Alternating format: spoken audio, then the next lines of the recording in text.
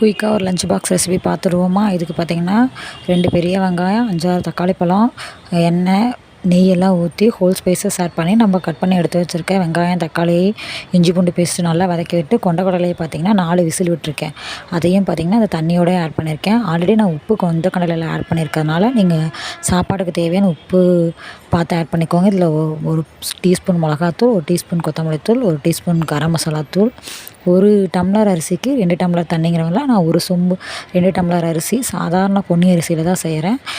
இதை பார்த்திங்கன்னா நான் அரை மணி நேரம் ஊற வச்சு எடுத்திருக்கேன். இப்போ நல்லா கொதி வந்துச்சு. இப்போ நம்ம ஊற வச்சுருக்க அரிசி ஆட் பண்ணி கொண்டக்கடலை ஆட் பண்ணதால் நான் கொஞ்சம் பெருங்காயத்தூள் ஆட் பண்ணிக்கிறேன். உப்பு காரெல்லாம் பார்த்து செக் பண்ணிட்டு கொஞ்சோண்டு கொத்தமல்லி தழை, புதினா தலையெல்லாம் ஆட் பண்ணிட்டு இப்போ குக்கரை மூடி வச்சு 2 விசில் விட்டு எடுத்திங்கன்னா சுவையான கொண்டக்கடலை சாதம் ரெடி. இந்த மாதிரி மெத்தடில் ஒரு டைம் ட்ரை பண்ணி பார்த்துட்டு எப்படி இருக்குன்னு சொல்லுங்கள். இந்த மாதிரி வீடியோஸ்க்கு மறக்காமல் என் சேனலை சப்ஸ்கிரைப் பண்ணி சப்போர்ட் பண்ணுங்கள். டாட்டா, பாய் பாய்.